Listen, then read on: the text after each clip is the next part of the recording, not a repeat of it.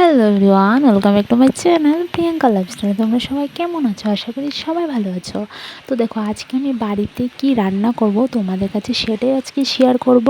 তো দেখো, আমি আজকে কিন্তু পনির রান্না করব। পনির রান্নার জন্য এখানে নিয়েছি দুটো আলু, একটা পটল, এখানে নিয়েছি পনির, এখানে আদা, রসুন, পেঁয়াজ, তারপর দেখতে পারছো এখানে গ্রিন কালারের মটর আছে। তো চলো এবার রান্নাটা শুরু করি।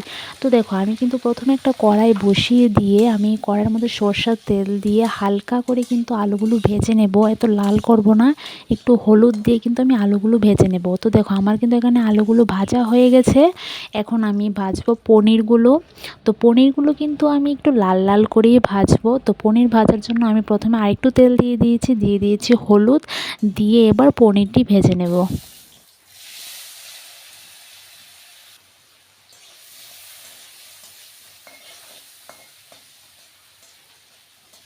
দেখো, আমার কিন্তু পনির ভাজা হয়ে গেছে, আমি কিন্তু একটু লাল করে ভেজেছি। তো এখন নামিয়ে নেব।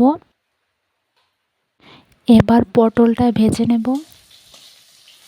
আমি কিন্তু আলু, পটল আর এই যে মটরটি দেখতে পাচ্ছ, এটা দিয়ে আমি আজকে পনিরটা রান্না করব। তো দেখো, আমি কিন্তু এটা হালকা করে ভেজে নিয়েছি, এখন নামিয়ে নেব।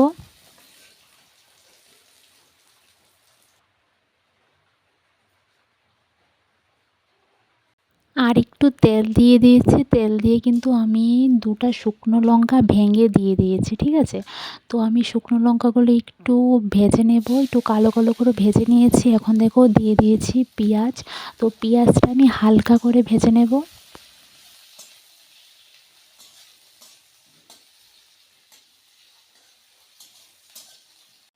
পেঁয়াজটা কিন্তু আমার হালকা ভাজা হয়ে গেছে। এখন দেখো, আদা রসুনের যে পেস্টটা করে রেখেছিলাম সেটা দিয়ে দিচ্ছি। আদা রসুনটা কিন্তু আমি ভালো করে পেস্ট করে নিই, তা দেখতেই পারছো। তো এখন চলো দিয়ে দেব 1.5 চামচের মতো দিয়েছি আমি লঙ্কার গুঁড়ো, 1.5 চামচের মতো দিয়েছি ধনের গুঁড়ো, 1.5 চামচের মতো দিয়েছি আমি জিরের গুঁড়ো। এখন দিয়ে দেবো 1 চামচ হলুদ দিয়ে ভালো করে কিন্তু আমি মশলাটা কষাবো। মশলাটা ভালো করে কষানোর জন্য আমি কিন্তু হালকা জল দিয়ে দেব।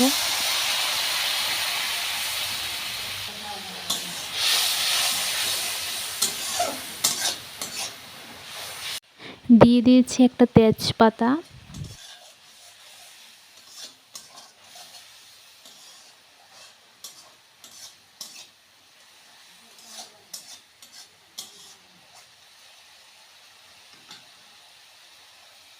আমার কিন্তু মশলাটা কষানো হয়ে গেছে। এখন দেখো দিয়ে দিচ্ছি আমি গ্রিন কালারের এই মটরটি। তো দিয়ে ভালো করে প্রায় 5 মিনিটের মতো আমি এটা রান্না করেছি।